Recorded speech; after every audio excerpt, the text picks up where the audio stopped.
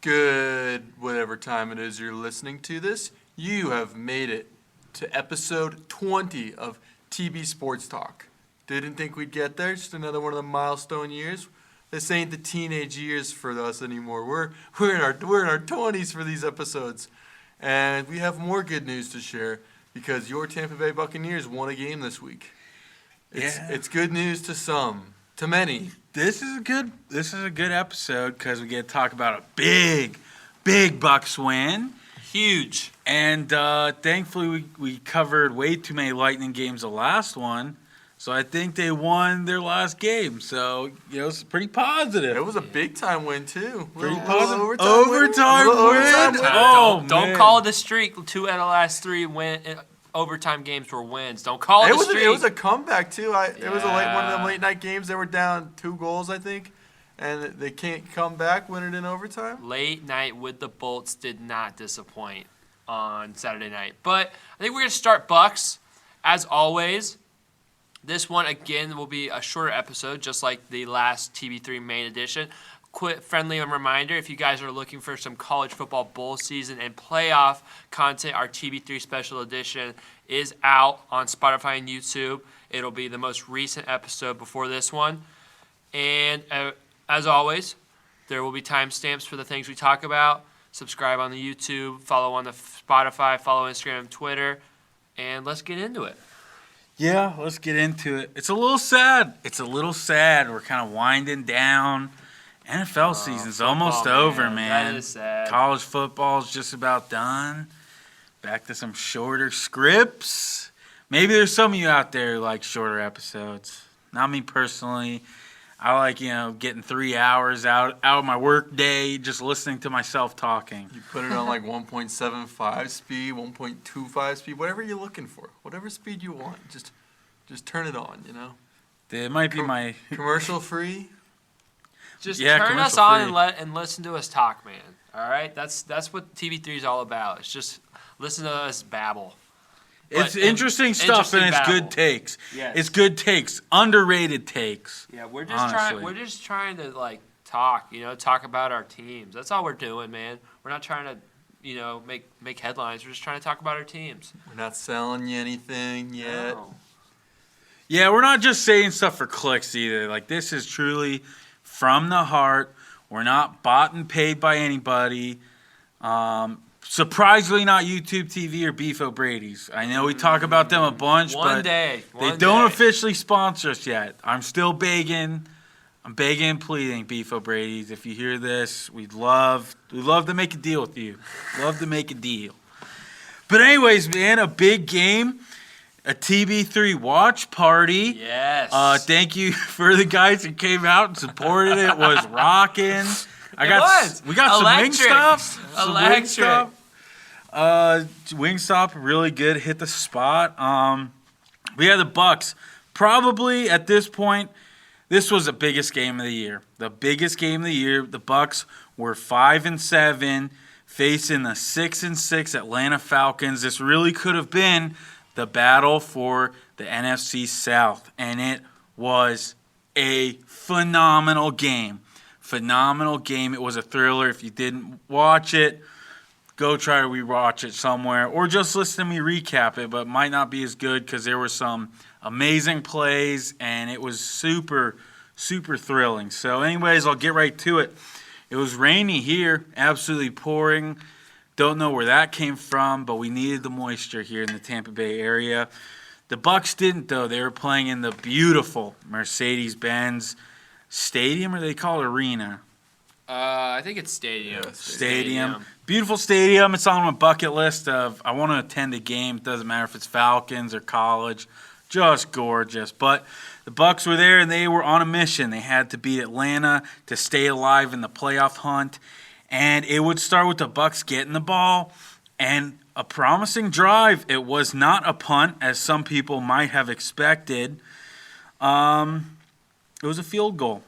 I know some people wanted the Bucs to go for it there on 4th and 2 at the Atlanta 37, but they elected to kick a field goal and took the points. Chase McLaughlin, money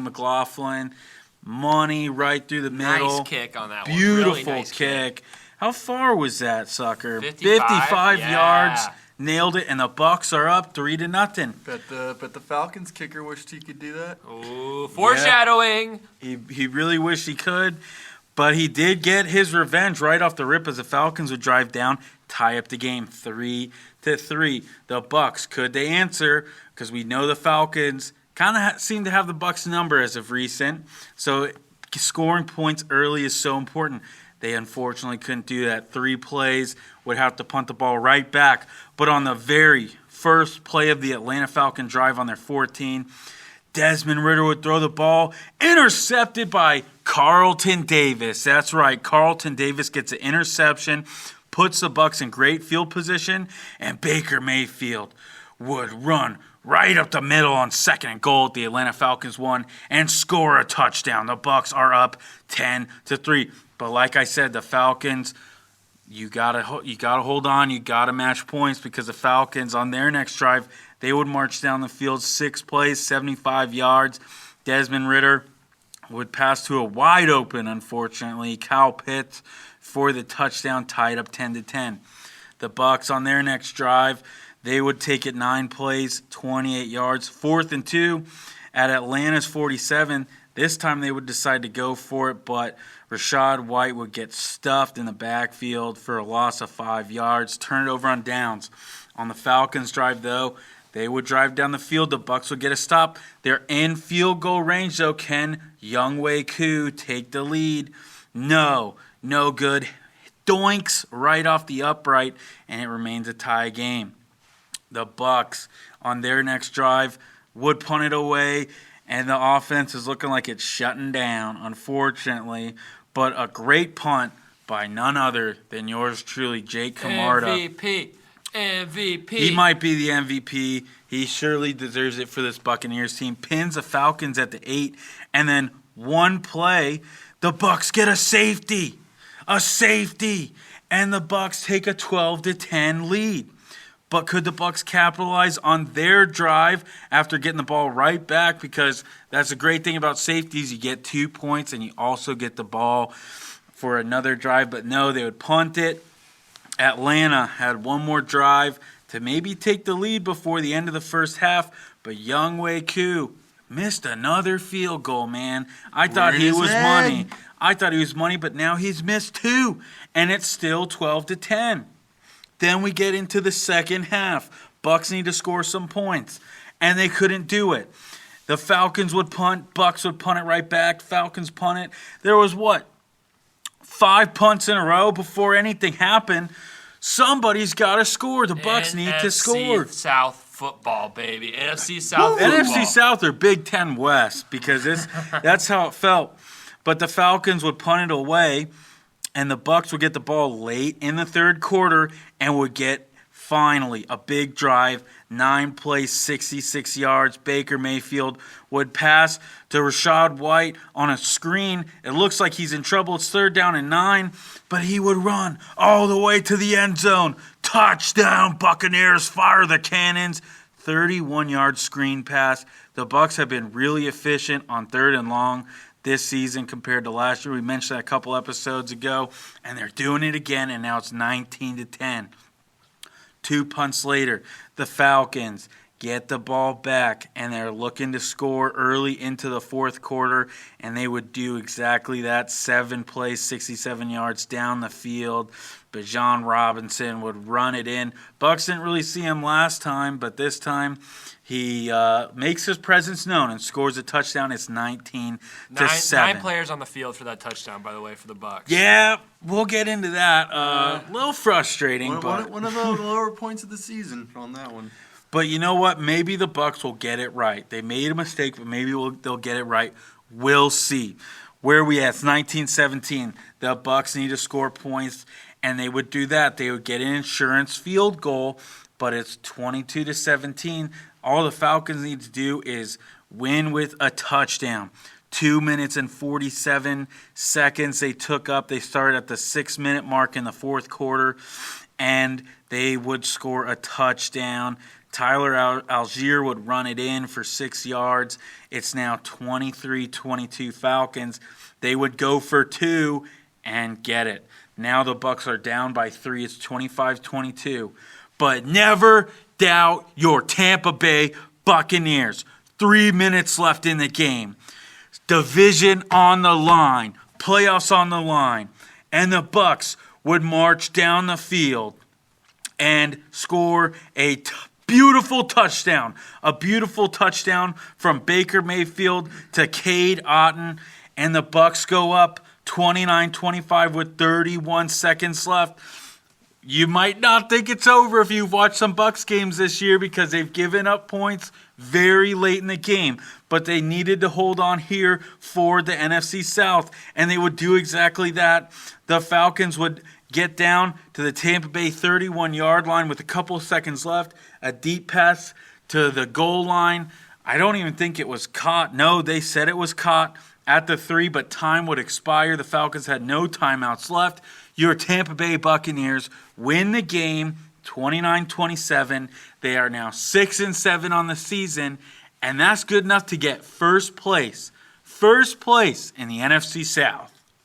It seems like there's been a team like this the last few years now where it's like, we're 7-10 and we're heading to the playoffs. Yeah, there's always one division that stinks. And for like a while, though, there wasn't one. Like, it was like the Seahawks, like in the early 2000s. But NFC East was bad. NFC East has East. been rough lately, yeah. AFC South, they're notoriously bad. And then the NFC South's been it the last couple of years. Yeah, you're right, though. The NFC West was terrible a couple of years ago.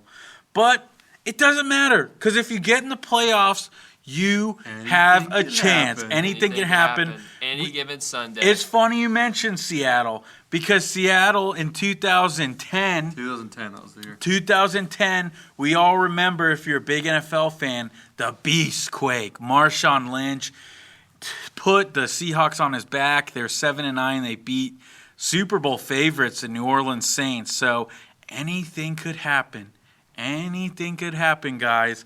And the Bucs control their own destiny now. They control their own destiny. 4 games left on the season. All they got to do is really win 3 out of 4, and they're basically set. You win 3 out of 4, you're set. You win half, you still got a really good chance, because I was looking it up. Greg Allman from Fox Sports, covers the NFC South. He said even if the Bucs lose the next 2 games, they still got a 74% chance of making the playoffs. So Tampa Bay Nation, Bucs Nation, get excited, because you might see a playoff appearance again. This would be what? 4th year in a row? 4th year in a row we see some Bucs postseason action. It would be a home game, too. Maybe some TV3 correspondence there. Probably against Dallas. Oh, and I guess the Eagles Revenge now. game. It might be against the Eagles now. Dallas controls their own destiny now. I think. I don't know. But yeah, we said it before last week. We said it before the game. We said it during the game in our watch party, and we're saying it now. That was the biggest game of the Bucs season. An absolute must-win, must-have if you want to have success with this team and not go into tanking mode. And they did, man. They did a great job. This was, absolute insane ups and downs in this game. You start off, the offenses, both teams have some really solid drives to start off, and then the defenses start to just clamp down. Carlton Davis, he might have had the biggest ups and downs of anyone I've ever seen in any game ever. Just a fantastic play to get an interception, to kind of spark the Bucs early. He had some great pass breakups, but on the other flip side, he was getting burnt a lot, all over the place. He was getting burnt by Drake London, burnt by Kyle Pitts, burnt by whoever. So Carlton Davis really was the epitome of what the Bucs in this game were, up and down. You have the offense in the middle of the game going for 4 or 5 3-and-outs in a row, and then in the fourth quarter, something snapped, something flipped, and they're able to move the ball. You have Baker Mayfield not having his best game, not being helped by his receivers, by the way. We'll get into that. But then you have the run game having their best game of the season. So, this was a crazy game. Some of the things that transpired were just, you could not predict it, and I'm really happy to see the Bucs come out on top of this one. It was a great game to watch. No, there's complaints, but ultimately you win, so there truly is, I guess, no complaints. Yeah, a win is a win, and I think it was just a relief for me. It really was a huge relief because I think this entire year, except maybe for 2 games, and even in those games, it was still pretty close. The Bucs have been in it, man. Been in it. They've had chances to win so many of these games and have come up short. And then here we go again, down 25-23. What are they going to do? I most likely thought it would be a field goal attempt. We're probably going to see overtime, which did not bode well for me, in my opinion. I did not think that would be ideal for them. But, they put it all together. They put it all together, came up with a beautiful, beautiful drive. 3 minutes left, ate up basically the entire clock, and finish it with a touchdown. Exactly what the doctor ordered. And I think, too, again, just the way they rallied, they were weathering the storm, I'd say, too. I think that was a big thing. There was 5 straight empty drives they had on offense, giving up quick points, and you still found a way to win. You still found a way to weather it, to figure it out, and you especially scored and stopped them when it mattered the most. And it was a relief for me. That was probably the biggest thing. It's a relief. It was definitely another Baker Mayfield, hey guys, we're going to win this game kind of game. We got just enough points on the board and we won. I mean, we've seen Baker Mayfield he's been pretty clutch over the season. I mean, as another person been clutch is Cade Otton, because you look at this game, it's very similar to the Texans game. You have Baker Mayfield driving the Bucs down the field and finishing off the drive with a Cade Otton touchdown, just like what happened in the Houston Texans game. So shout out Cade Otton. Should have had 2 game-winning touchdowns in this season. Only has 1 so far. He might have another one. However, you're getting those flashbacks. It's 30 seconds instead of 40 seconds this game, so you feel a little bit better about that. But for the defense, for Christian Eisen to come up with that huge tackle in that final play, when Drake London caught it. Drake London had been making plays all game. It was one of his best games of his young career. And to make that play, to get out of there on the win, on the road, we've talked about the Bucs are road warriors, which is going to bode well for them coming up in these tough games. And, I mean, it's good to see, man. It's good to see. I think if we're going to go, let's go offense, man. I think we could do offense. We'll start it off with our final thing. So Baker Mayfield, we can talk about him. Baker Mayfield was 14 for 29 for 144 yards and 2 touchdowns.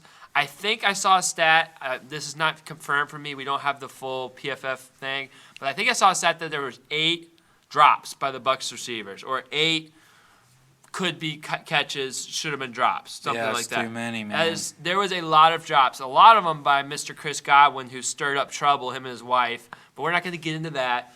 But he was not helped by his receivers. He only got sacked once for 2 yards, and there was pressure on him all game. So he was able to avoid pressure, get out of the pocket, break some tackles, which we love to see Baker doing. So good for him.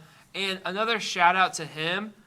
When you look at the next-gen stats presented by AWS, 2 of Baker's 3 hardest throws that he had all day that he completed were on the final drive. The throw to Chris Godwin on 3rd down only had a 44% chance to be completed, and the throw to Cade Otton only had a 36% chance to be completed when the ball was in the air. So Baker Mayfield, it was a gutsy performance. He locked it in when the Bucs needed it the most on that final drive.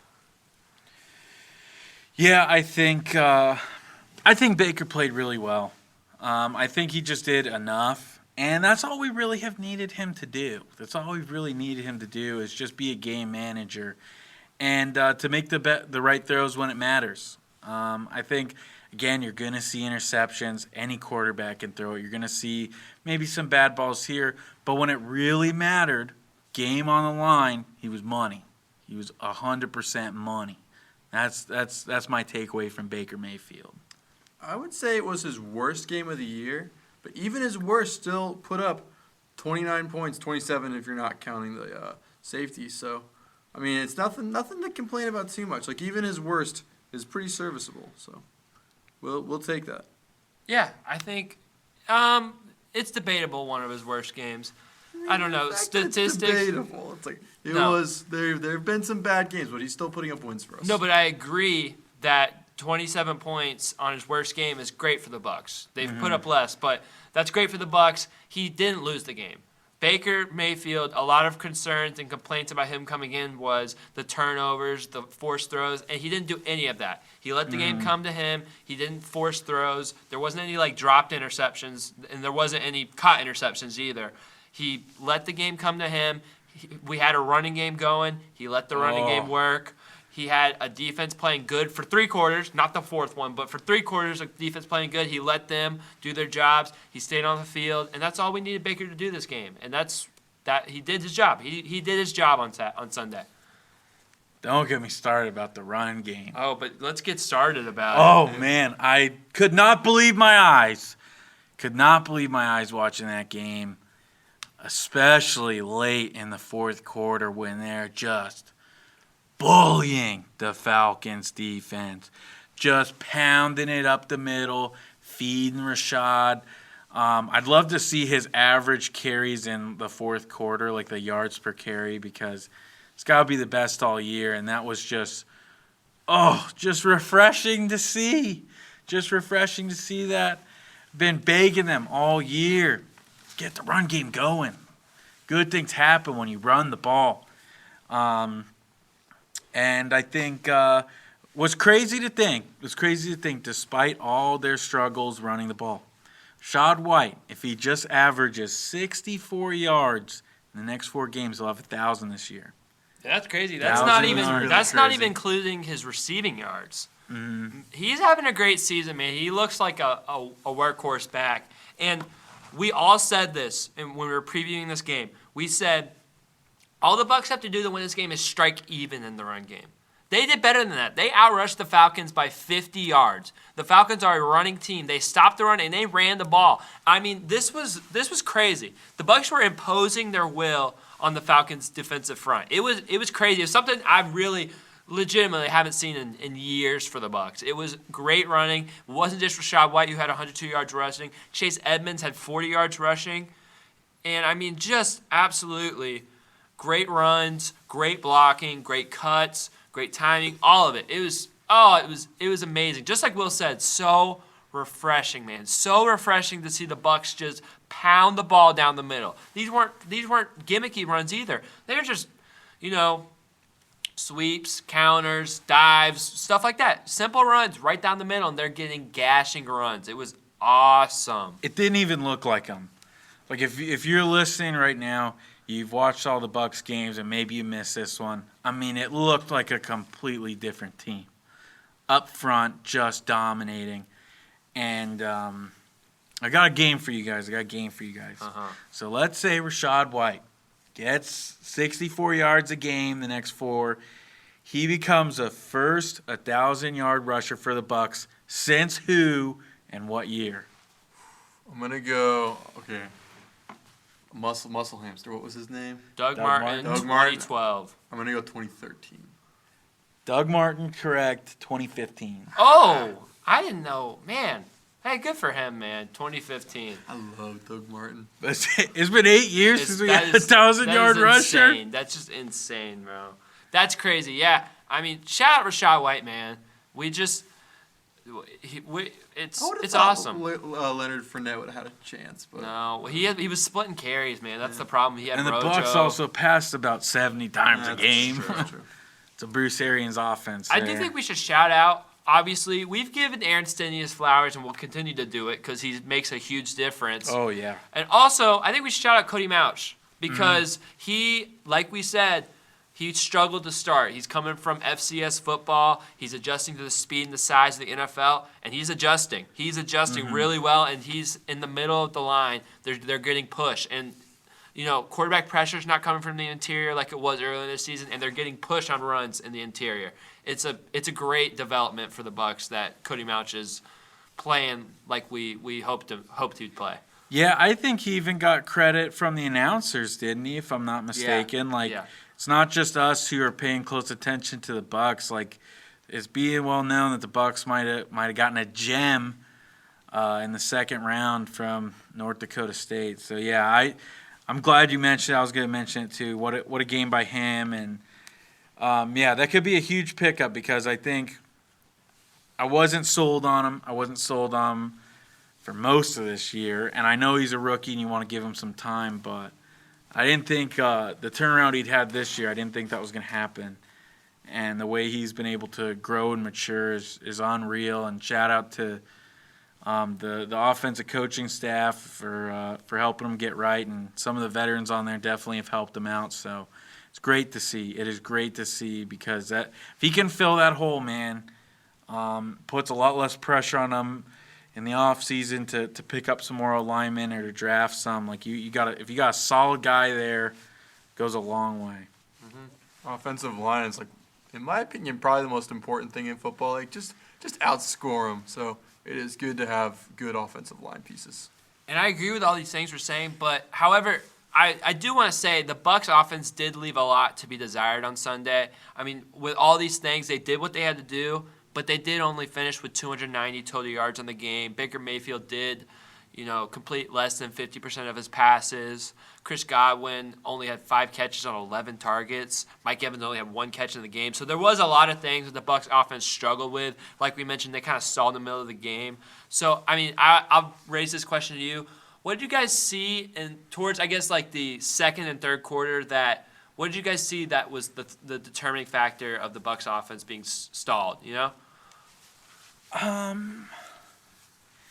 It's hard to put into words. I just think adjustments. I think whatever they did in the run game obviously worked. I don't know exactly what they did to scheme it up, but it left it so much more open, and that put a lot less pressure on them. Because I think a lot of times when we've seen the Bucs go down or when it's a close game like this, it's usually all on Baker's arm. I mean, 100% every play. And so I think the adjustments they made, and I think maybe it's just because they've been under it so much. I think maybe they just play a little bit better under pressure. I think you see them early in the game get a little dormant, maybe because it's not panic mode time. But I think when they're under pressure, they kind of get the Pistons fired up a little bit and are a little more attentive to detail.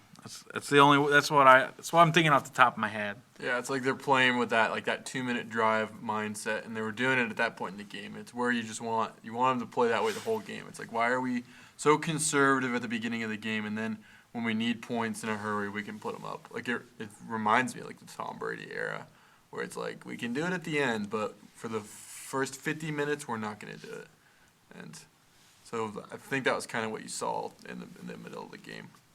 Yeah, I agree. And I think another thing, I think play calling was not great from Dave Canales this game. The run game got going, but I mean, that's not play calling. That's just the offensive line and Rachaad White bullying people and Chase Edmonds. I know you got to call the runs. I think there's some adjustment that they had to have made. 'Cause it's not like out of nowhere they just figure out how to run the ball. Which, honestly, they ran the ball pretty well. I think they got a little greedy in that second and third quarter. I think they kind of went away from the intermediate passing game a little bit, and they were trying to hit these big passes over the middle to Godwin and Evans, even Trey Palmer. So I think intermediate passing is something that really works good, especially for people like Chris Godwin. Works good, Trey Palmer. We like to get him in space. Even get people like Edmonds and Rachaad White. Those short passes were working, and I think they kind of went away from it towards the middle of that second and third. So I think if I was to say I'd like to see something more consistent, I'd like to see the Bucs continue to keep going for those intermediate passes, because I think that combined with a better run game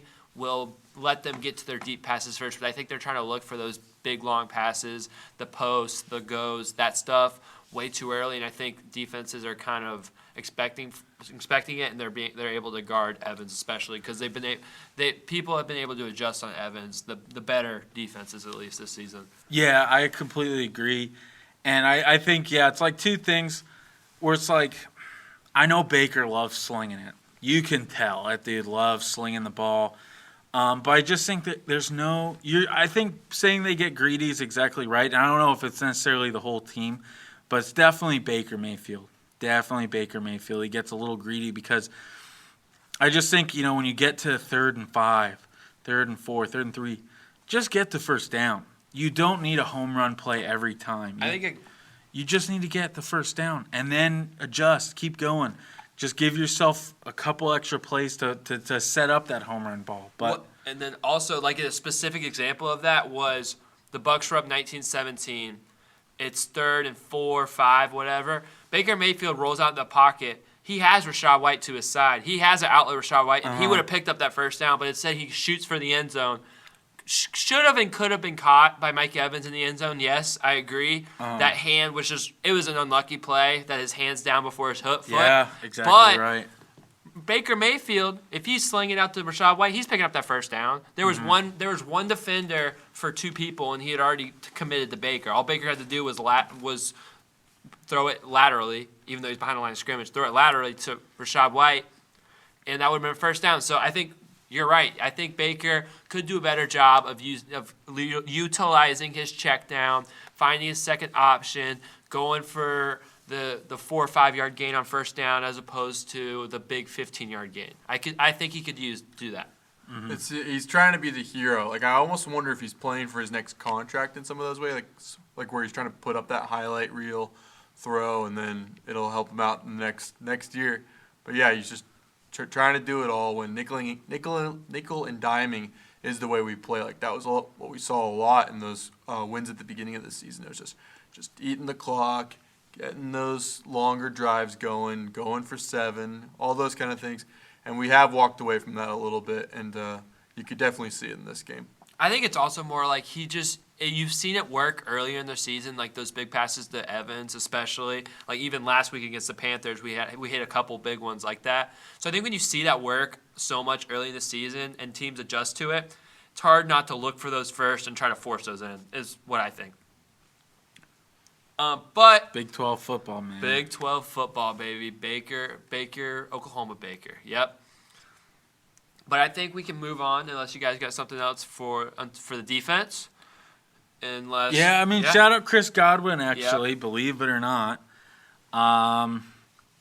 His 5 catches got him to 500 for his career. Nice. So he joins Mike Evans in that category. So shout out Chris Godwin, man. Hopefully they get it going. Let's just keep going because I don't want to talk about it. Yeah, we don't need to talk about it. I don't want to talk about it. I think now that we're past this, the Bucs got a huge win. I think we'll be past this situation, and we won't have to worry about it for the rest of the season. That's clickbait. Maybe. But, yes, Buccaneers defense was the rock for the Bucs for the first 3 quarters of this game. They played. They made some plays. They created some turnovers.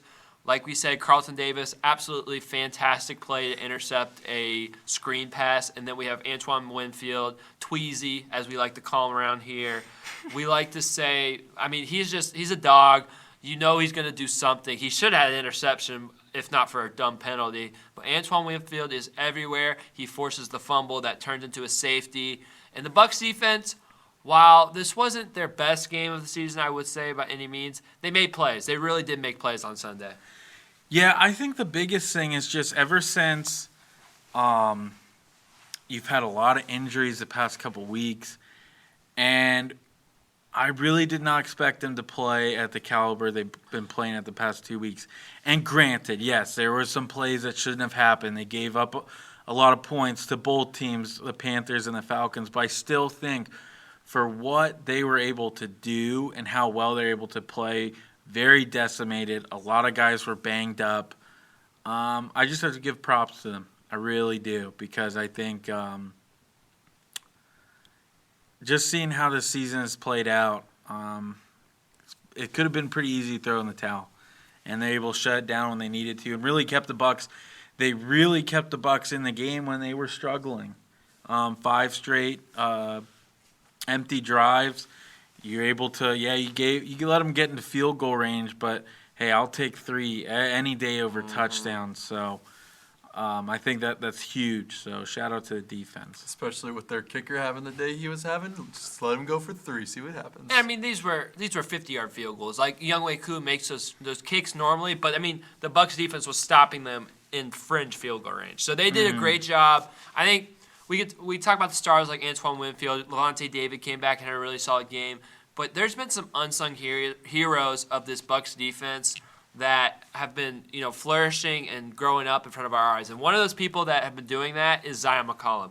We've all been hard on Zion McCollum. He's had some rough games, but the last 2 games, man, Zion McCollum has been emerging in front of our eyes, especially this game. Zion McCollum, absolutely fantastic game, 9 tackles, great coverage all night, 2 pass breakups. Pretty sure he forced a fumble that could have been recovered by Yaya Diaby. I think that was Zion McCollum. It doesn't show up in the stat sheet. But I think that was Zion McCollum. Right. I think you're Zion right. McCollum was hitting people. It was. Zion McCollum was hitting people. He was covering. He was covering deep threats, short threats. Doesn't matter. He was playing amazing. This was by far his best game of his career.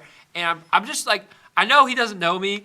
Maybe they listen to the podcast, maybe they don't. But they do. They do. They definitely do. Of course they do. But I'm genuinely just so proud of him for taking all the blame and the criticism early and not rolling over like Will said. None of these players are rolling over. They are using it to fuel them for the second half of the season, and he is the best example of it. I completely agree, man. To have a rough season, to have the media hate on you, I can't imagine. None of us here have strapped up the cleats in the NFL, but I couldn't imagine getting so much hate week in and week out from the media and the fans. And just quiet all the noise, man. Do your job and get better. Get better. Every game, I say he's improved for sure. And he played very well against Atlanta. And although there might have been questions at the start of the year, could he be that guy? Could he be that guy to come in for Jamel Dean and Carlton Davis? Like, I think he's really proven himself. He really has. Yeah, I agree. Another one of those unsung heroes is KJ Britt. He was filling in for Devin White in the inside linebacker position, and he was hitting people too, man. He was all over the field, sideline to sideline. He also ended up with a pass breakup. I'll pull up his stats here, show you how many tackles he had, but he had 8 tackles. 8 tackles for KJ Britt, a pass breakup that could have been an interception, by the way, if our linebackers didn't have stone hands like Levante. Yeah, they got to get this Get on the offseason, get on the jugs, man. Get that lotion going. Yeah. But yes, KJ Britt, great game. Last week it was J.J. Russell. This week it was KJ Britt. Just fantastic stuff from these backup linebackers that we knew were valuable depth pieces, and they're showing it right now. And one of them, I hope they stick around because I think they're going to get some playing time next year, honestly. I really do. But yes, he did good, another unsung hero. KJ Britt did what Devin White hasn't done in forever. Yeah, he jumped in front of a pass route and, deflected the pass. Devin White would have. Okay, we're not going to slander Devin White. KJ Britt, I think he just owns the Falcons because last year in week 18 he had 7 tackles against Atlanta. So he's there. Just saying, Devin White's White's out. out. The Falcons defense a little looking more. better. Yep. I think another thing to mention with that vaunted Falcons rushing attack, we already talked about it, but the Bucs only let the Falcons run for 96 yards, and this was without Vita Vea. So you got to give a lot of credit to Greg Gaines. Great game for Greg Gaines. And then Kalijah Cansey.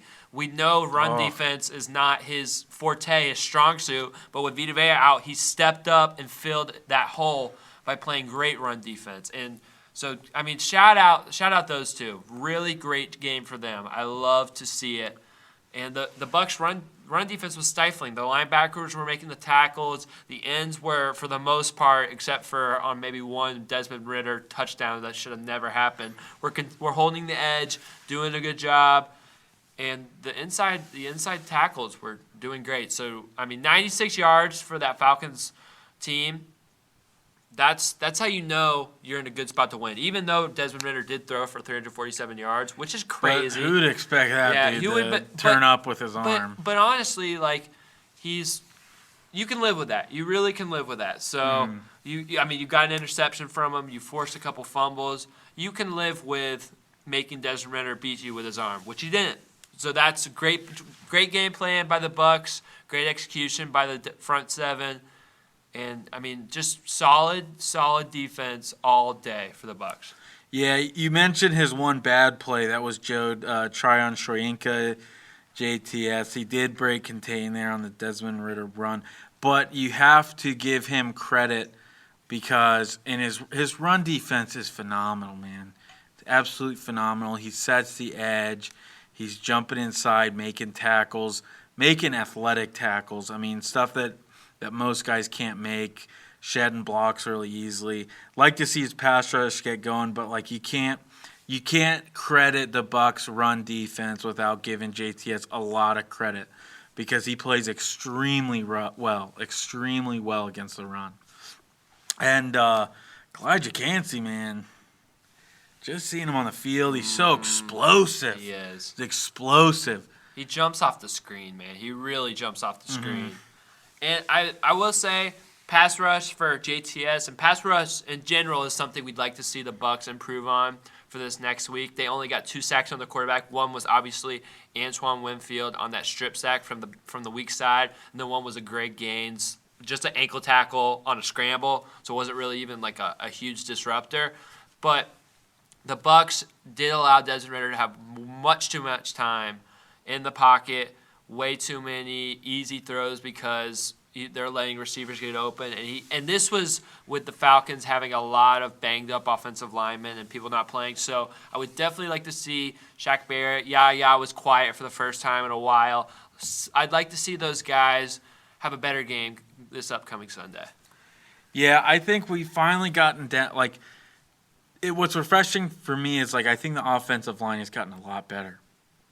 I told you guys listening at the beginning of the year that was probably the number one issue. And now I think we're getting down to it. I think pass rush specifically, is the number one issue on this team, in my opinion. And it works well with the blitz. Like you see, Antoine Winfield has gotten a bunch of sacks, a bunch of QB hits. We'd like to see that with 4. We'd like to see some pressure with 4. And I think, we got some young guys on there. I think Cansey is getting better.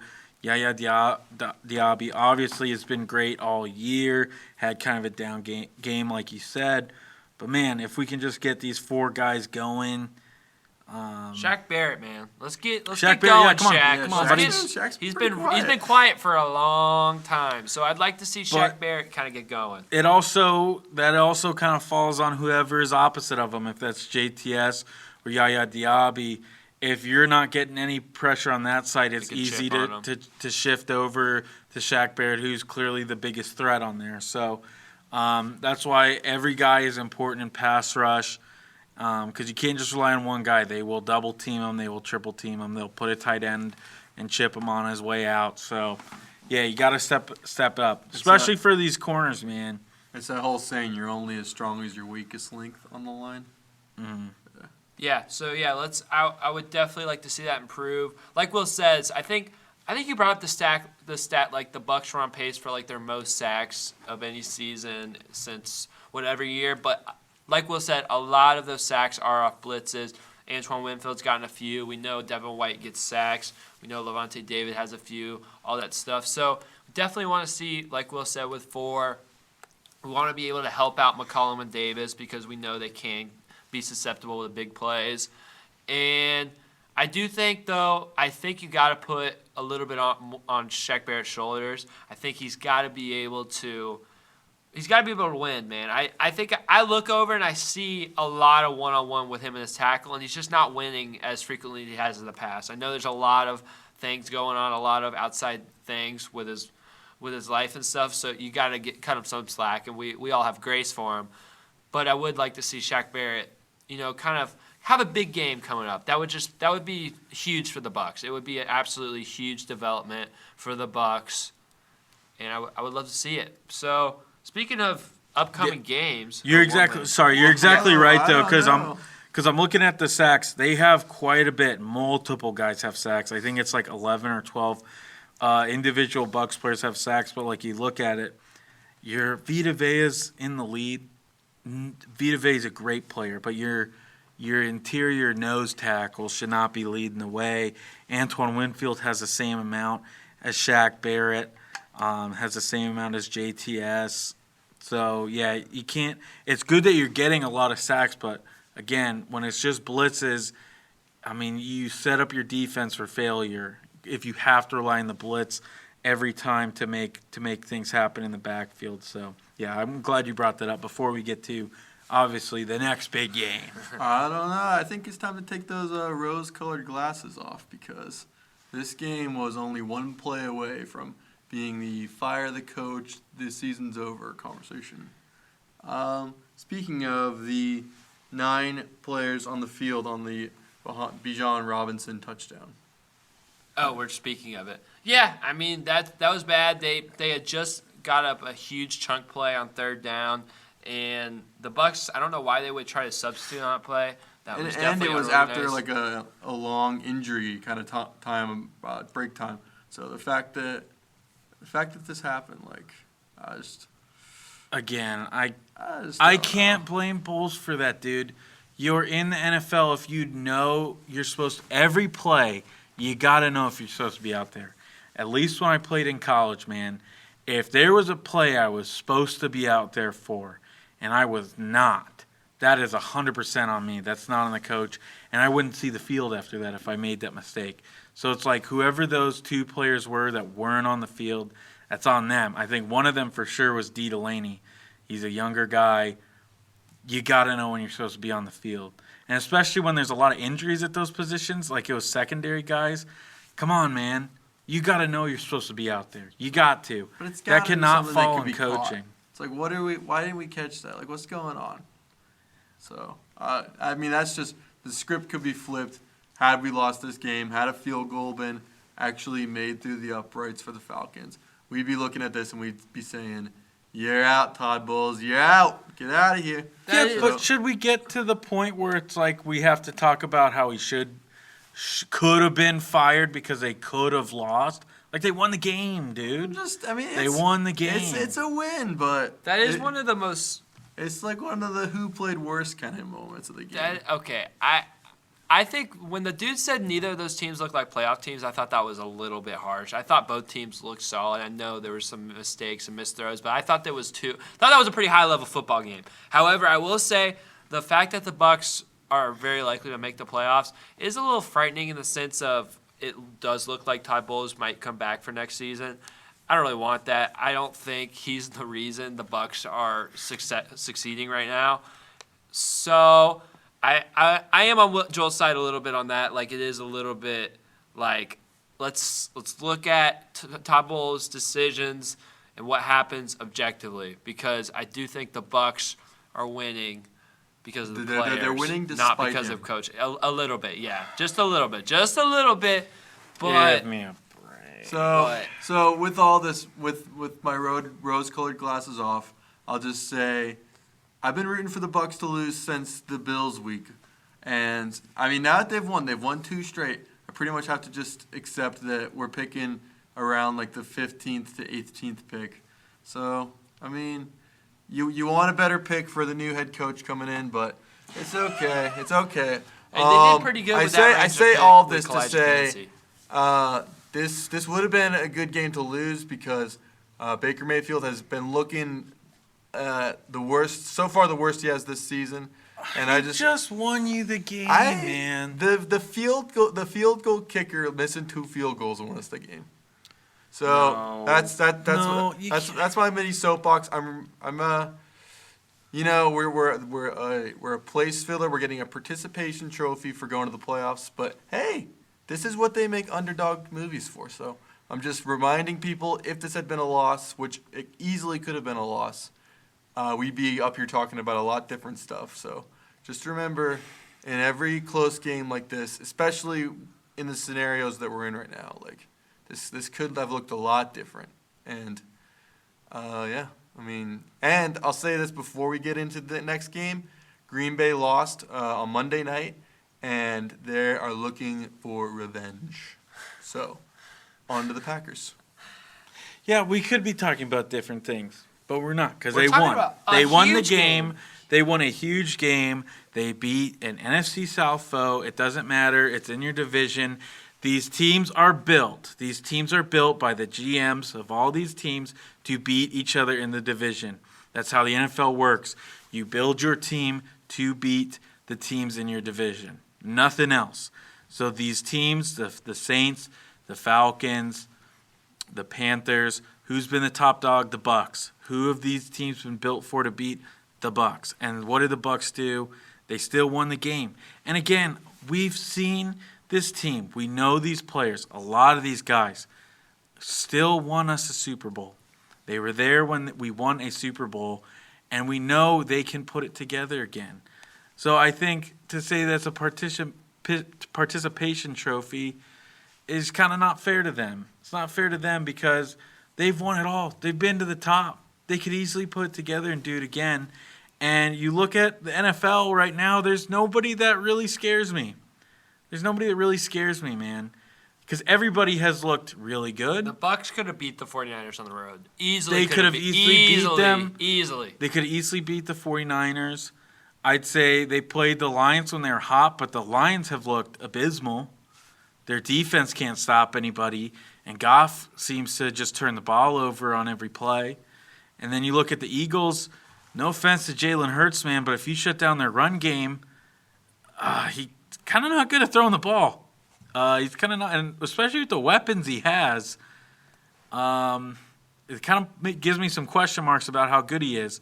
And then their secondary, man, their secondary is terrible, which they shouldn't be, but they are. So it's like I really don't think there's anybody in the NFC, especially, that scares me in the playoffs. Really don't. I'm ready. I'm on the wagon. I'm ready to go. Playoff week 1. We're coming for you. We're coming for you, Dallas or New York. We'll see what happens. We'll see what happens. It's interesting though. It's interesting to see if the Bucs go 9-8, go to a playoff game, get smoked again. Where's Bowles' job security? I would be team fire him at that point.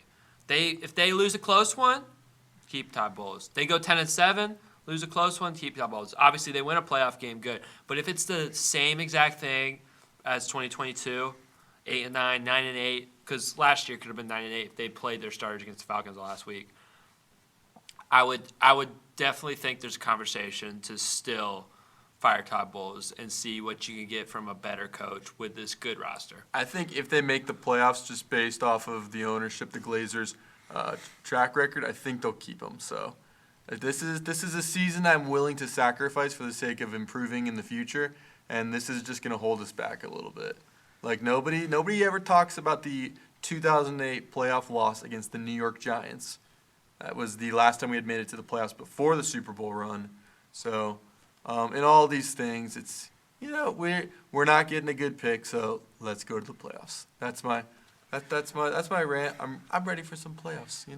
Put the banner up. We're going to the playoffs. Let's do it. I think he certainly deserves another shot if he goes to the playoffs, regardless of what happens. I mean, our first episode of the Bucs' first game after the Vikings was the Bucs shocked the world, but not us, because we expected this team to go somewhere between 9-8 and 10-7. The rest of the media, what'd they say?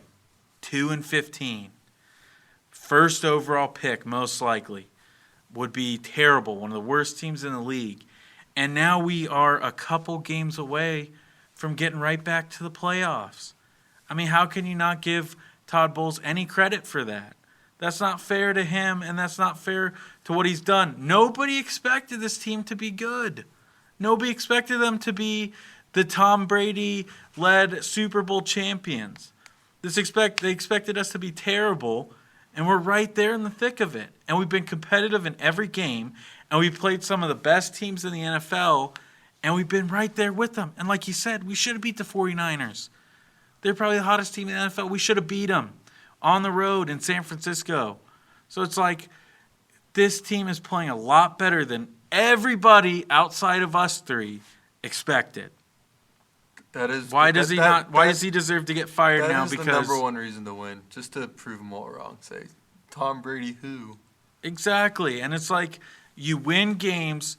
It is so much better to still win, to keep winning, than to try to tank and see if you can figure it out.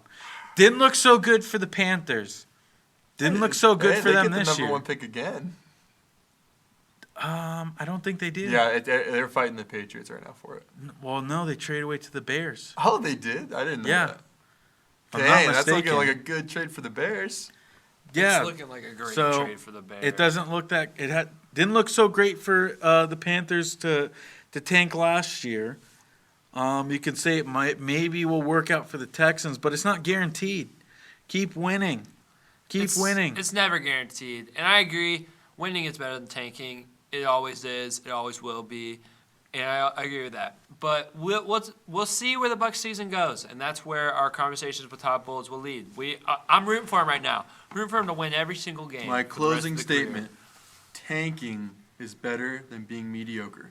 And I get it. We Bucs fans have gone through a lot, but I think dark ages are coming. So I'd rather start the tanking now and get a couple picks. But the season for tanking's over. We're going to the playoffs.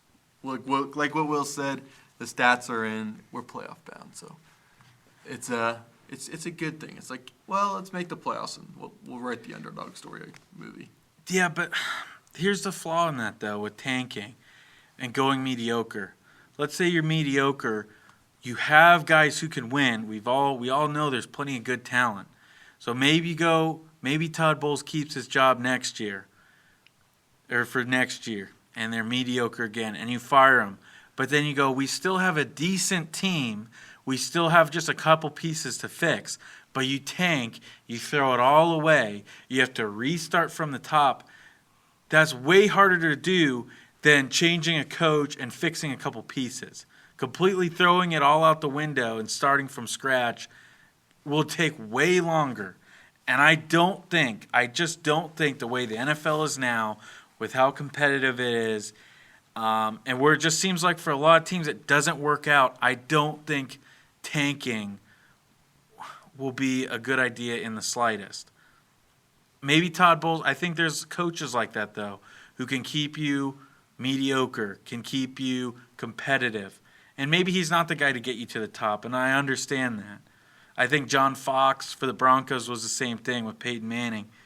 He couldn't win them the big game, but he kept them good, and they were one coaching change away from winning the Super Bowl. I think that happens. So I think to stay mediocre, you still have a better chance to just fix it with a couple of pieces. Maybe that is a new head coach. You see what I'm saying? Yeah, I agree. Yeah, and really, the way the young players have been playing, I feel more and more confident about next year, regardless of the pick, every week. Like, I saw the way Zion McCollum played on Sunday. I'm like, that's awesome. He looks like he can be a corner piece. Yaya Diaby, Cansey, looks like they're being corner pieces. Trey Palmer, even though he doesn't have a lot of stuff, he looks like he can be a piece. Baker Mayfield looks like he can be a piece forever. We know Wirfs, Stinney, Mouch, all these people, they look like they can be pieces. Godwin's out here forever. We don't know what Mike Evans is going to do. We don't know what White's going to do, but they seem replaceable. I mean, KJ Britt, JJ Russell, Ryan Neal, even, you know what I'm saying? Servachier. Servachier Dennis, that's the real one. But I'm with Will. I feel better and better about the next season for the Bucs every time I see these shorthanded Bucs rise to the occasion. Yeah, and not every draft is going to be a home run. Yeah, but you look at what they were. The quarterback pool is a lot less good than it was when the season started. Yeah, FSU's quarterback's down, so he's not coming to the Bucs. He's not a draft prospect. I'm sorry, he's not a draft prospect. I'm saying at the beginning of this season he was. No, he wasn't. He never was. It was always. They had him going first before he got hurt. Believe it or not, I would have loved him on the Bucs. Oh my gosh, I would have. I mean, that's not pick. the sorry. point. I don't want Jaden Daniels, so I think that'd be stupid. Yeah, so there's not as many quarterbacks in the draft. The only guy I would take. I mean, Caleb Williams, obviously. Not going to get him. Yeah, he's probably going number 1 or number 2. May's going 2. Yeah, I'd say yeah, Drake May. Maybe Bo Nix. I'd rather try to take one for Michael Penix. And yeah, like a I would take Michael Penix too. Yeah. And that's the thing. You can still make do with what you have where you're in the draft order. Last year, I mean, the Bucs weren't a top 10 drafting team last year, and look at all the studs they got. It's not guaranteed they're going to have another great draft, but it's like you can still make do with what you have. I mean, the number 1 overall pick doesn't really guarantee you anything.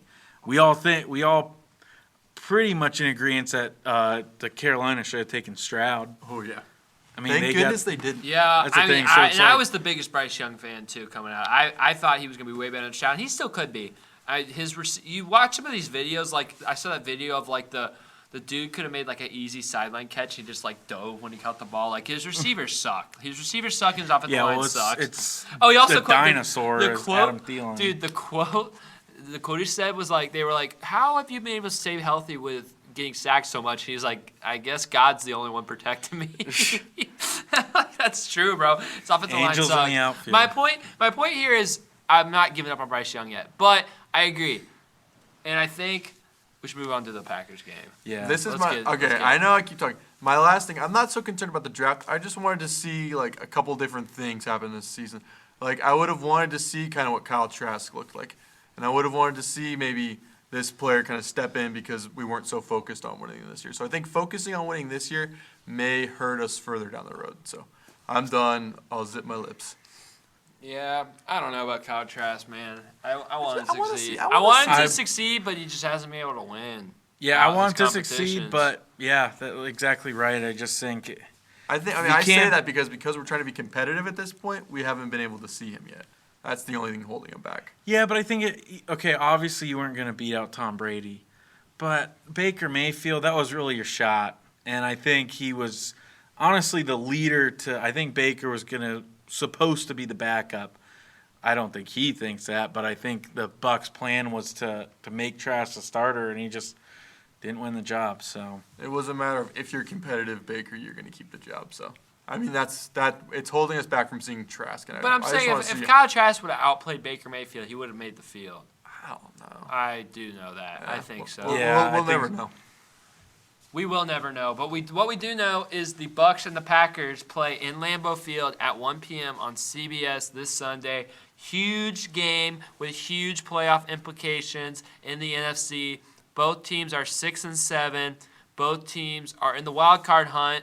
Bucs are in the division hunt too. Packers not so much. But this is a huge game. This is a bigger game than we could have even thought of going into the season, with both these teams being fringe playoff teams. And it's gonna be crazy. It's Lambeau Field. We know it's gonna be cold. It is 1 p.m., so that'll help the Bucs out. The Bucs last time they were at Lambeau Field had a huge win, 2020 NFC yeah. Championship game in the cold. So I think they'll be just fine.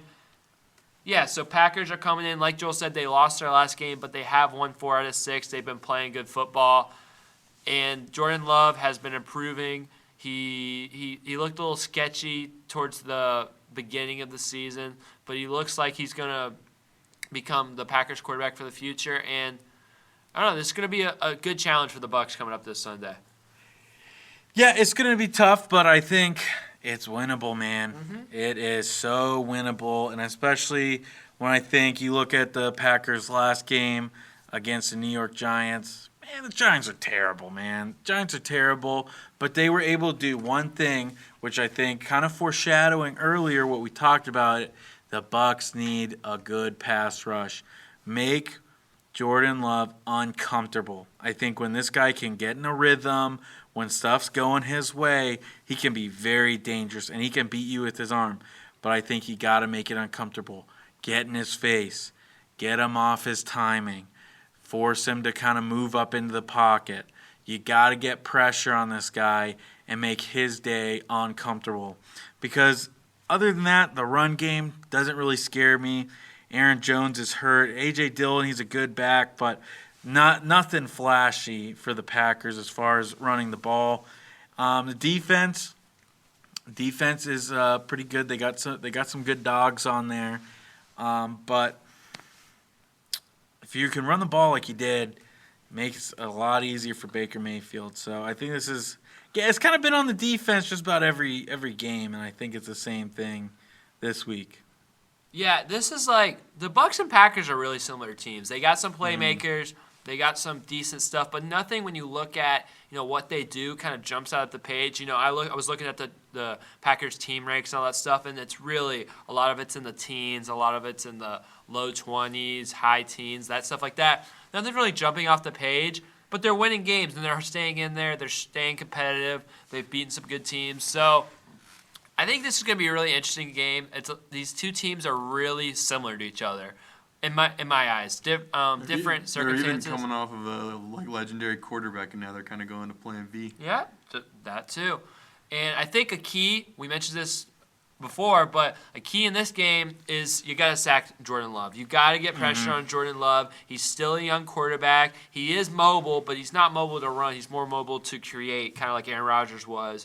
But you got to get pressure on Jordan Love. You cannot let him sit back there and pick apart the defense because the Packers do have a lot of decent young weapons. They got Christian Watson, Jaden Reed, Romeo Doubs. Yep, they have a lot of good. Tonklin playing their tight end. I don't think so. I don't think Bob Tonyan's playing. Still hurt. I think so, but they have a lot of decent weapons. So the Bucs need to be able to get pressure on the quarterback. I don't know. We don't have the injury report right now. It would be nice if we could get Dean or White back, but Vita Vea first. Would love to see Vita Vea come back, and then maybe Dean and White. But I know they have more severe injuries. Yeah, He didn't play. He wasn't active. I guess he didn't play, but. Yeah, we love to get healthy, love to see all these people keep stepping up and get pressure on the quarterback. That's my keys. My key to winning this game is Todd Bowles needs to outcoach Matt LaFleur. Like, if we can do that, if we can use our timeouts the right way, if we can, get an extra drive in the first half because we used our timeouts in that way, I think we got a shot. Like, it's not supposed to be that cold. I heard there should be no snow in the area when we're up there. So the snow factor is not really an advantage for them. Just, as I always say, keep the crowd out of it and outcoach the Packers. Yeah, I agree. Yeah, the weather, man, it doesn't – everybody's talking about it's going to be cold and tough for the Bucs, but it kind of seemed like they played pretty well in Lambeau. You mentioned the NFC Championship, and I think of the LeGarrette Blount game. Oh, yeah. Remember that a couple years back? I mean, not a couple. More than a couple years back, yeah. 15 years ago, but, yeah, so I'm not too worried about that either. Man, just win the game. You don't have to. Believe it or not, you don't have to. I would like to see the Bucs win out and go 10-7. Yeah, that would make me feel a lot better about this season. That means Todd Bowles' seats isn't as warm as it needs to be. If he can get 10-7, he's got my blessing. If he goes 10-7, it's if we go 8-9 and we make the playoffs, then I'm like, But I would love to see the Bucs win out, and it's possible. It really is possible. I wouldn't mind having that fun stat in the stat book where it's like, what team went to the playoffs 2 years in a row under 500? The Tampa Bay Buccaneers. I would mind that. I would hate that. Yeah, I just want the back-to-back-to-back NFC South champ shirt. I want to cop that for the baby.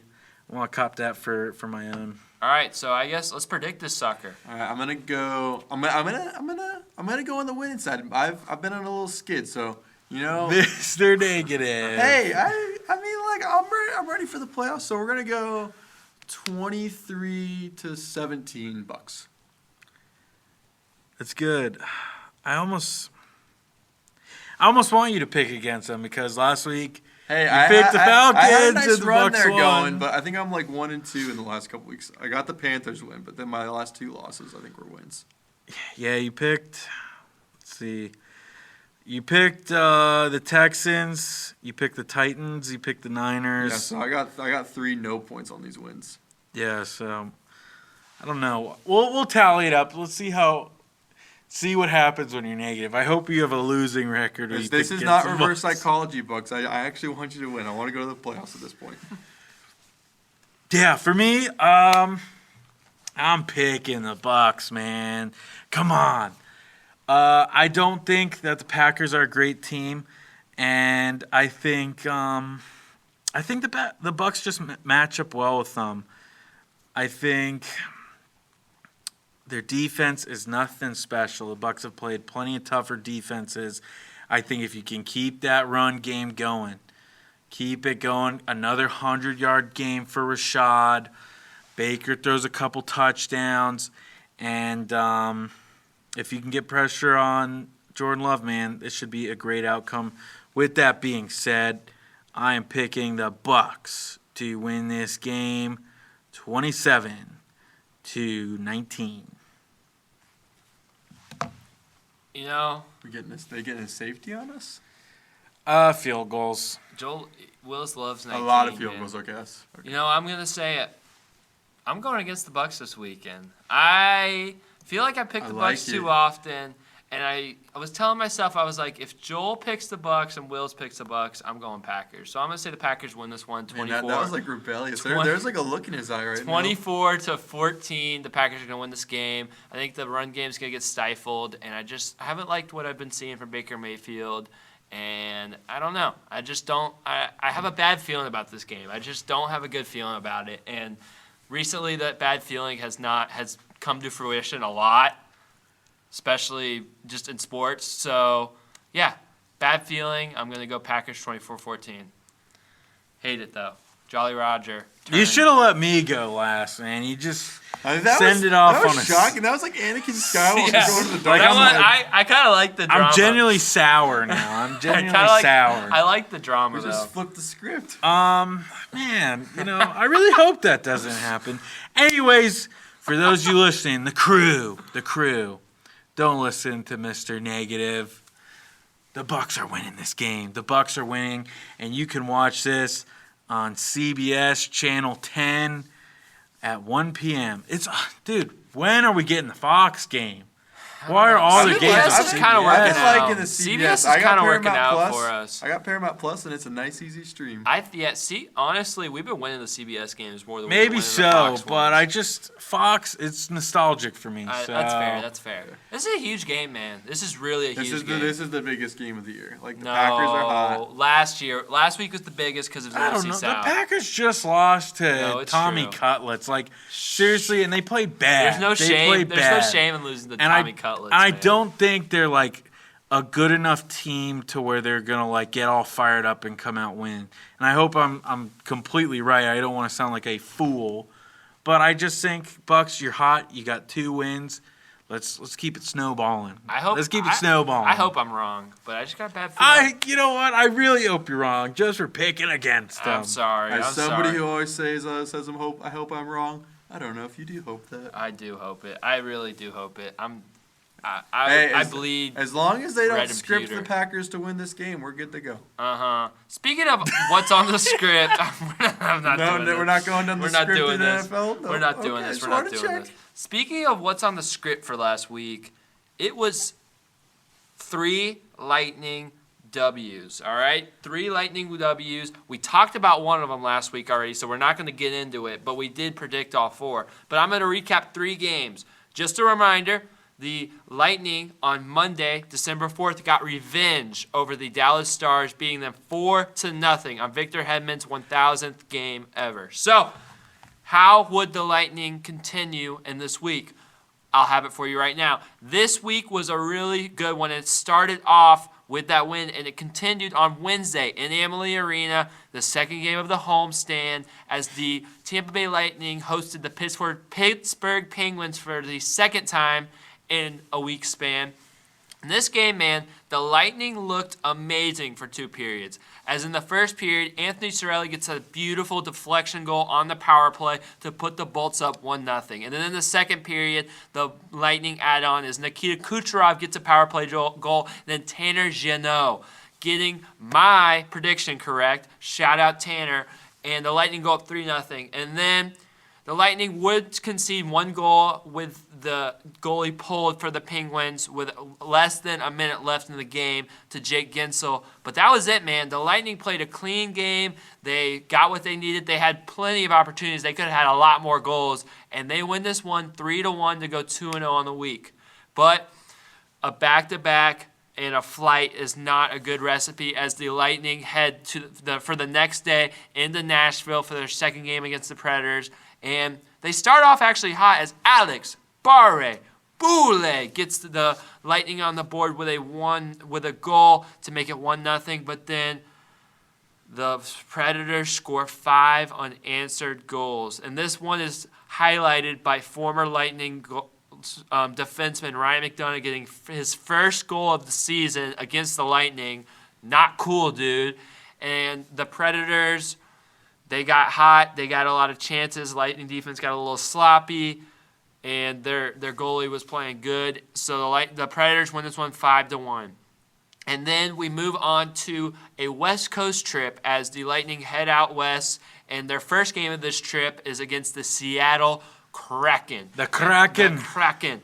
And in the first period, the Lightning come out like they want to have a good West Coast trip. As Anthony Cirelli, another deflection goal, he's been on fire recently. We'll get to that. And then Nikita Kucherov was talking smack in this game. Let me tell you what, he was talking to some fans. Not to the players. Yeah, to the fans, To the baby. fans. And the Lightning go up 2-0 on that goal. But then Oliver Borkstrand and Olesiak tie the game up for the Kraken in the second period. And then Jared McCann on the power play to start off the third period, gets the Kraken on the board and in the lead 3-2. And it's not looking good. Have the Lightning blown another lead? No. Nick Paul on the doorstep after a beautiful passing sequence from the boys gets the Lightning knotted up at 3, and that's how we would finish regulation.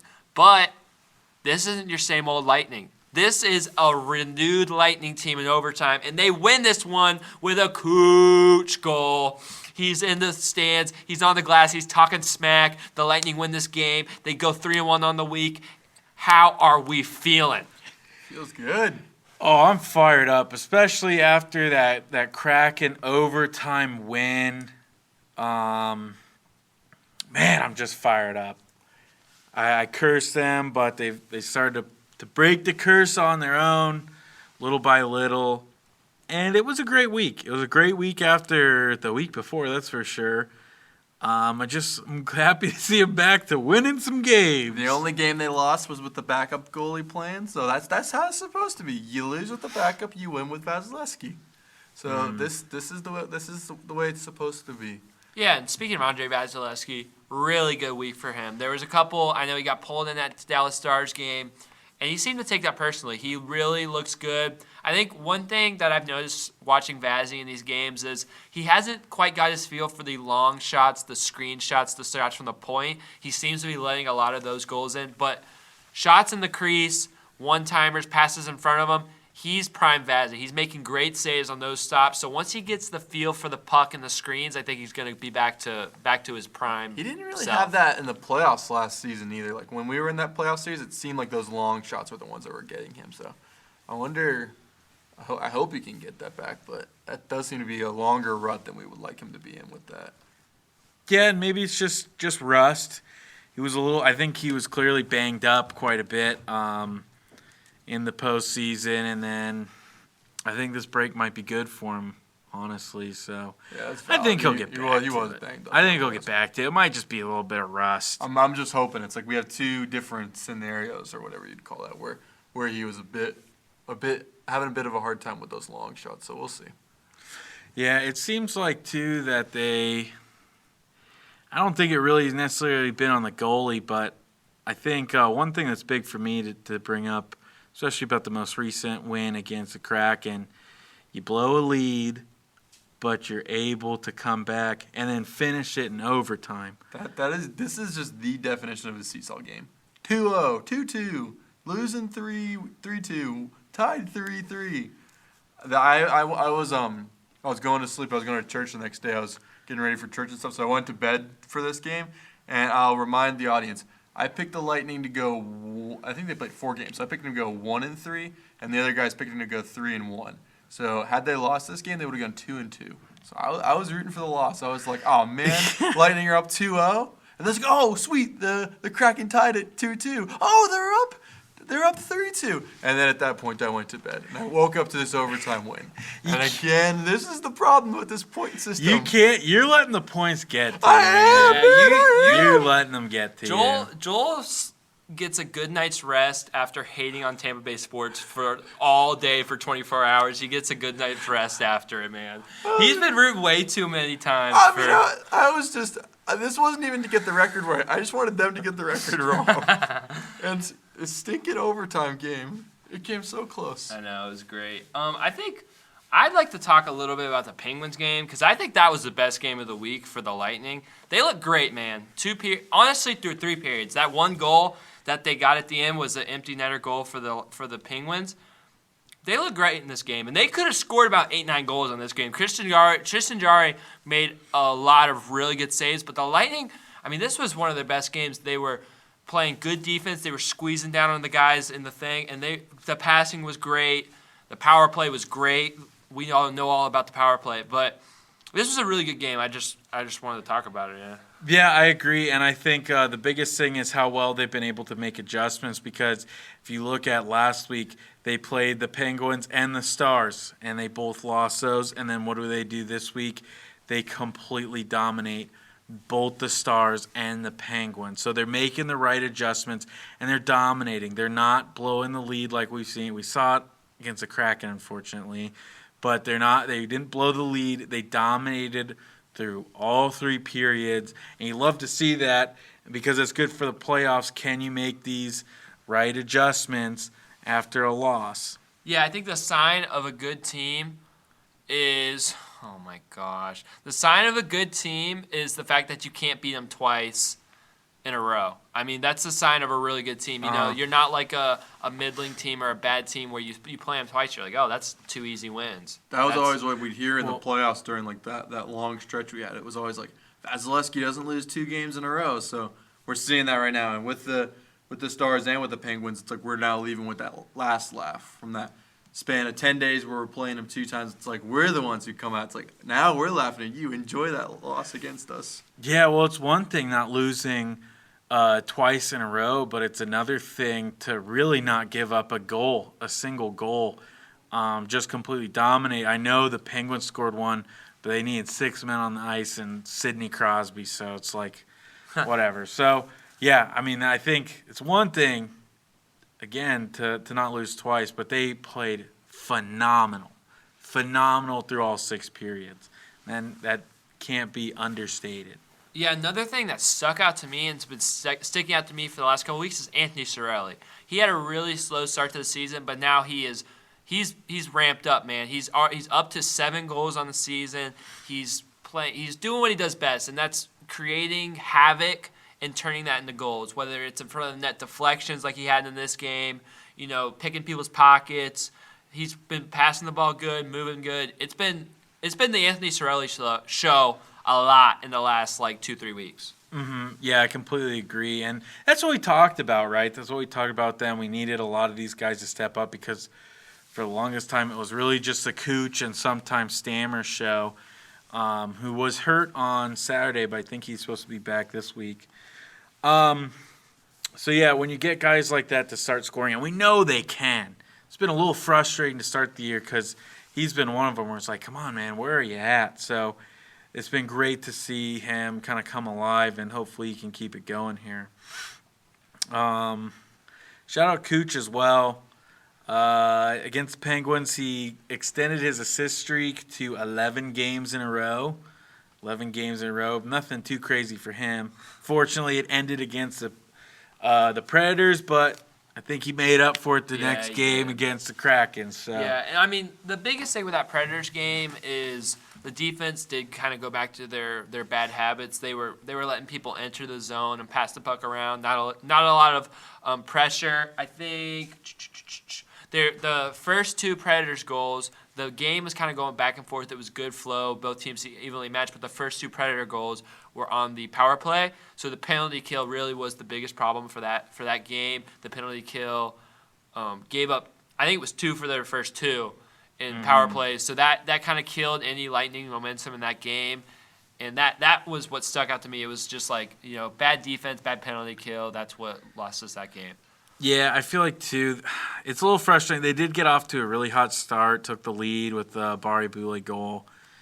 You'd like to see him capitalize. I know other teams are going to score and stuff, but I feel like they let the penalties get the best of them. I think you still are going to give up stuff like that, and they let it hurt themselves more than it should have, in my opinion. Yeah, they just kept pouring the goals on. It was kind of like they lost the game early.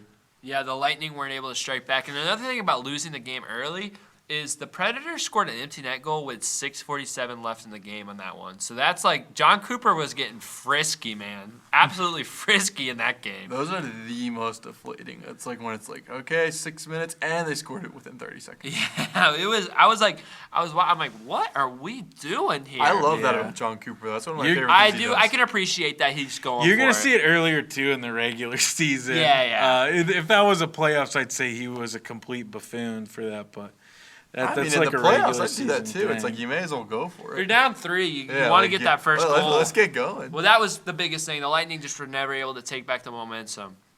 But in their next game, when they seemed like they lost all momentum, they were able to take back momentum. And I'm talking about the Kraken game. The Seattle Kraken were not able to break the Lightning. They scored 3 unanswered after a great first period by the Lightning, but the Lightning struck back. That was the biggest thing that stood out to me, was the fact that the Lightning took those 3 unanswered goals and then kind of like, they got that goal midway through the third period and then game on at that point. So that was great for me. Yeah, I mentioned it earlier. I think it was really big to just not see him blow that, because they've done that so much. They've blown the lead, or they've had the climb so far back, and just to capitalize in overtime, it's big. I think it's more important than just winning in overtime. I think from what we've seen, how they've played and how some of these games have turned out, like just to capitalize off of it, to get a goal late, tie up the game, and then to not give up from there. So shout out to them. Ends a 4-game losing streak on the road, actually. Oh, that's good. So hopefully, we can talk about another streak of them winning on the road. Let's do a 5-game winning streak. on the The road. Seattle game Yeah, too was well, the well, Seattle road trip. game too was big to win as well, because having won it in overtime, not letting the comeback that the Kraken had come up against us, it changes how we're talking about this week, because we'd be coming in today saying they lost bad against Nashville, and then the Seattle game was ugly too. So to win this Seattle game, we now can come and say, actually, it was a pretty good week. We stood up against a lot of trials that we had within that Seattle game, and now this is what we're talking about. Yeah, got a little bit of Agreed. momentum. Agreed. Momentum. Big road trip, Yeah, man, again. This is. I would like to see the Lightning continue their momentum. They seem to be way up, way down all season. It's been so weird. Another thing I want to say about that overtime goal was it was just a beautiful sequence. Vasilevskiy gets a huge save on one end. Brandon Hagel gets the puck, goes straight up the wall, gets past 2 defenders, gets to the goal, across the crease to Cooch in. It was just it was teamwork at its finest. Everyone on the ice contributed. It was great, man. Great sequence. That's what I would love to see in overtime from the Lightning. But yeah, huge week coming up. Like we said, the Bolts are on a West Coast trip. They're on a West Coast trip, and it starts off. Spoiler: we are recording on Tuesday, so Game it's about to just start. started. Puck Just is started. dropping Puck as we So- speak. So Cooch is in, Stamkos is out with an illness. Oh, okay. I think Hedman's out too, actually. All right, let's get a gutsy win here, Lightning. It's the Canucks, man. I know you lost earlier to them, but come on. Yep. So Lightning. I think we beat the Canucks actually. Did we or I did think we lose? I think we beat the Canucks. Hedman is out. Yeah. So we're So it's at. Corey Seary. All right. Oh, Connor Sheary. Connor Sheary. Yeah. I missed it, right? You're thinking of Corey Perry. Oh, no, we did beat the... We beat the Canucks. We I'm pretty beat them, sure, yeah. What am I talking about? So Just used to them losing games I think they should have won. true. That's on me. Yep. So we have that Canucks game. Then the Lightning will head to Edmonton. Wow, that was Edmonton to face off against the Oilers. They've kind of climbed back. Against, They're 12 ever and since 12. Will proclaimed them dead. They have Whoop. to turn Your up. curses, man. And then Whoops. the Bolts finished their West Coast Canada trip off against the Calgary Flames Lightning on Saturday just at scored. 10 p.m. No shot. Who is it? Braden Point. Nice. Oh, Nope. shoot. Nobody pick Can't him. pick They Braden can't pick Point. Braden Yeah. Point. I was kind of Can't planning on pick picking him. him too. Yeah, no picking. All right, so Wow, that was quick. All That right. had to been less than a minute. all in, right, so. we need to get picking then. We or gotta start picking. gotta Gotta start go. picking. Go. Yeah, so these Go. games, Canucks. This is tonight. So by the time this comes out, already happened. Lightning definitely wins, so I know you're celebrating that in the future. I can't wait to celebrate with you. Thursday, 12:14 at 9 p.m. on Bally against the Oilers, and Saturday, 12:16 at 10 o'clock against the Calgary Flames, also on Bally Sports. So, Will, I think you should go first. yeah, well, looking back at it, I'm kind of on a hot streak. I said the Lightning would go 3-1, and that Alex Barré-Boulet would score me a goal. Both of those things happened. I'm finally back. I have arrived. Colby, though, you're right there, man. You also said 3-1, and that Tanner Jeannot would score you a goal, so you got 2 points as well. Joel, 1-3. This is your week to be negative, actually, if you want to go every other. I don't know. But I've been on said- a lightning cold streak. I didn't get the Because goal, you're but- off. So this week you got to go back to negative All right, again. but I didn't get the goal either, right? You did. You said I Nick did? Paul, who did Okay, get I a didn't- goal. I didn't know if I got a goal on that one. This week, man, I think they should beat the Canucks. I think they should beat the Oilers. I'm saying 2-1. I think the Flames are going to be tough. They're a decent team. Nazem Kadri. We're going to see Blake Coleman again. Ooh. Oh, how I miss him. I miss oh, him how I too. miss him. And that's going to be a tough game, and I think, I can't say with confidence the Lightning will win that one. So I'm saying 2-1. 2-1. Can I pick Cirelli? He's hot, man. I'm picking Cirelli. And I was going to pick Cirelli. I'm saying it. I was negative for the Bucs. I'm going ultra positive for the Lightning. I think the Lightning are going to go 3-0. And I was going to go Cirelli. So I'll go Brandon Hagel instead. Brandon Hagel goal, 3-0, Lightning. That's solid. All right, I'm going to play it safe. I'm going to go 2-1, and I feel like I haven't picked a big goal scorer lately, so I'm going to go Kucherov.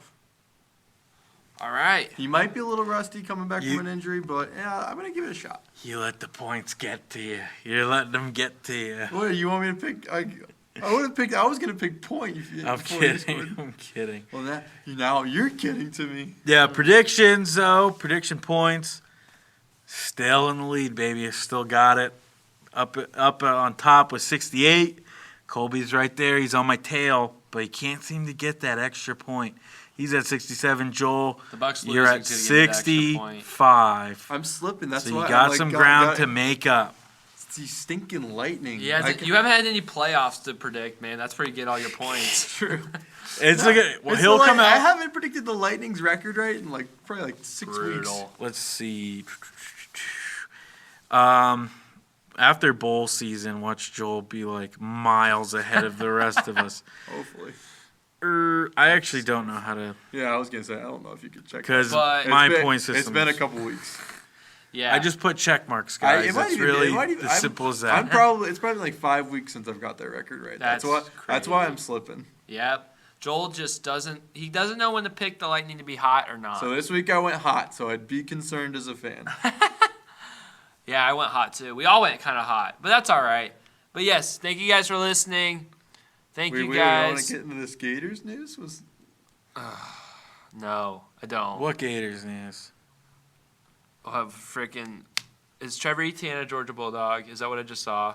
No. That's a report. Georgia just had a 4-star edge Oh, transfer. dude, actually. I thought that was a Trevor Etienne to Georgia commitment. Oh no! Dude, that's why I got. Oh my gosh, that would suck. But yes, I'm just waiting for LJ McCray. No, LJ McCray he's a flips Gator. his commitment No, to the he's Florida a State Gator. Seminoles. He's a I cannot Gator. wait to drop that news. And Jeremiah Smith flips from Ohio no, State. Jeremiah Smith's a to Gator Florida too, State. man. No, he's an He was- Ohio State he was, commit, He's man. a Gator. Yeah, and he's gonna be a Gator now. He was No at the, shot. He If was he at the doesn't go- Sunshine State Showdown If he- as a Gator visitor Yeah, during and the Trey game. Benson ran the end zone and told him, "Hey, you No, need to come to Florida State." No, but we need his help. That's why he's coming to Florida. All right. Wait, I'll throw in a little spicy, not spicy, little Rays news. Our former catcher, what's the guy's name? Christian Bethencourt is a Miami Marlin. I had it written down somewhere, but I was like, just for the sake of speed, and that's why we're gonna get Mike Zunino back. Maybe. That's my news. They said they're rolling with Pinto, man. That's what No, Kevin man, Cash said in Mike winter Zunino's meetings. coming back. we Pinto believe. beats. And then, yeah, obviously, we Did we mention the big re-signing of a huge Oh, piece yeah. for the team? Hey, at least he's The Davinsky code is cracked. We gave him $1 million. He's coming back to Tampa. And Erasmo Ramirez back in the minor league I actually didn't system. even see that. Hey, Back in the minor league he's gonna system. eat up. Back up. He's gonna be good next He's year. gonna eat up valuable innings. Valuable innings. We don't need Shohei. We got Chris Davinsky and Erasmo Ramirez. All right. Don't worry, Rays the fans. biggest Angel pitcher on the market, Chris Davinsky to the Rays. But yes, we're watching all this stuff. We're not neglecting the Rays. We're watching it, but I think we're all just kind of love me some we're free all agency. just kind of tired of like giving a wish list of Rays players we want when Stu Sternberg doesn't spend money. So we're just gonna wait until Stu Sternberg actually does something and spend the money to talk about it. Yes, Joke's do on- something. Joke's We're on waiting. you. I just We're want Chris waiting. Davinsky. Yes, but yes, we're watching the Rays. Don't worry, we remember them even though they make us sad. But yes, thank you guys for listening. You know, all that good stuff. Subscribe, follow, Instagram, Spotify, YouTube, Twitter, all that good stuff. Thank you guys for listening, and good night, or good morning, or good afternoon. Fire the cannons. Get them going.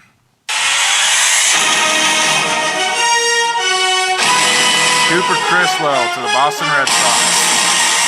Wow.